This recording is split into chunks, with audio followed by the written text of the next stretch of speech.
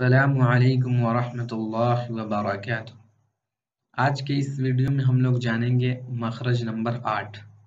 मखरज number 8 में एक हर्फ है और वो हर्फ है ज़ाद। इसका मखरज है ज़बान की करवट जब ऊपर के 5 दाढ़ों से लगे।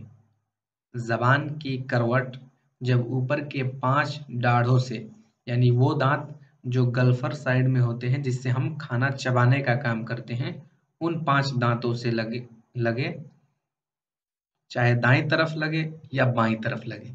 दाएं तरफ के 5 दांत से लगे या बाएं तरफ के 5 दांत से लगे तो वहां से वाद अदा होता है।